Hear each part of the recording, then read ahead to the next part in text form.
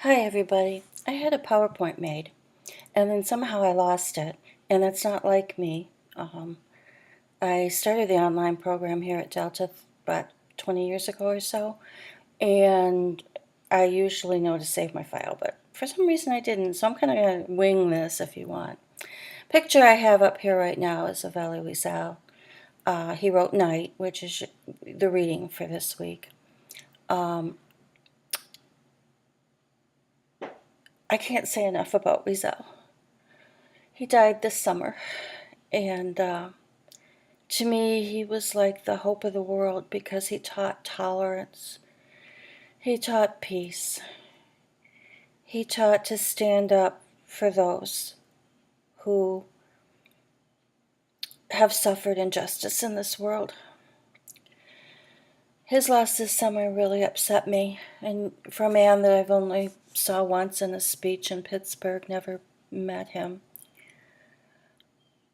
And then about 10, 12 days ago, a professor at Delta, Neville Brito, died.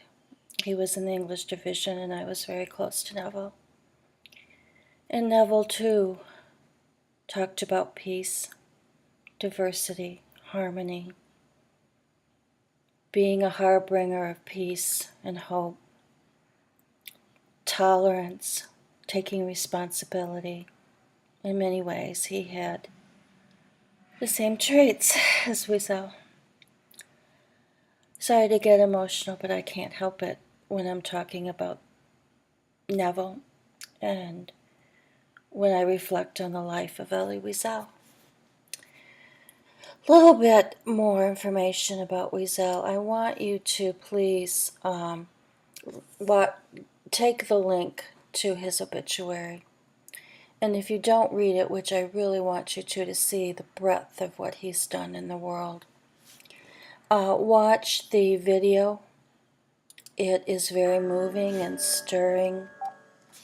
Do I have the right to represent the multitudes who have perished, of whom you have spoken? Do I have the right to accept this great honor on their behalf? Does anyone? I do not. No one may speak for the dead. No one may interpret their mutilated dreams and visions. One of the great privileges of being president is being... You can watch the rest. I don't want to belabor this.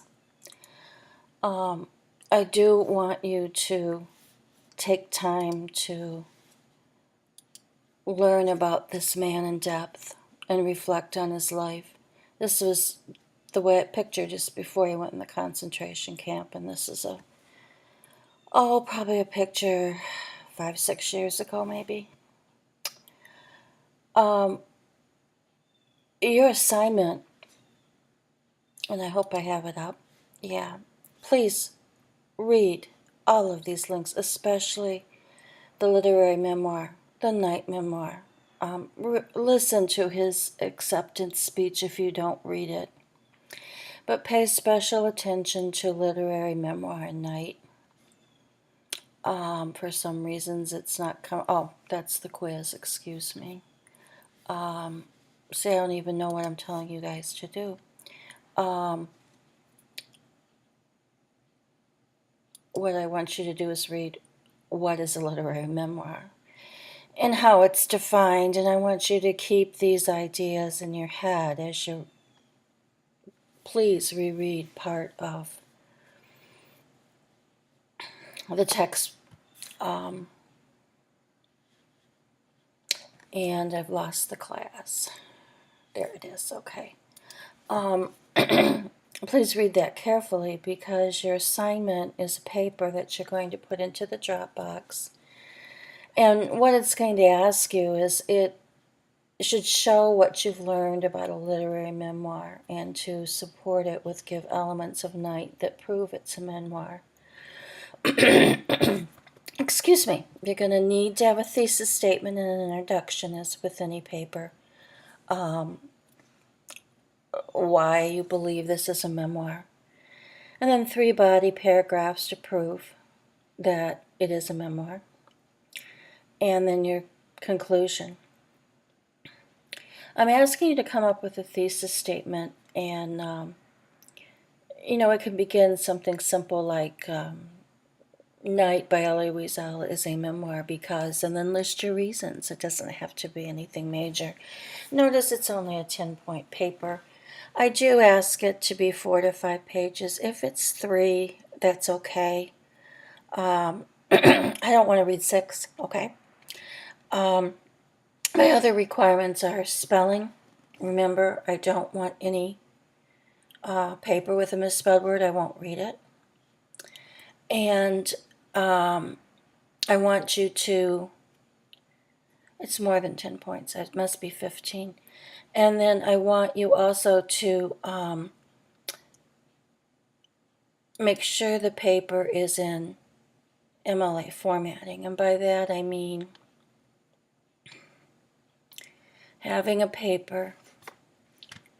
Oops, you can see my whole desktop.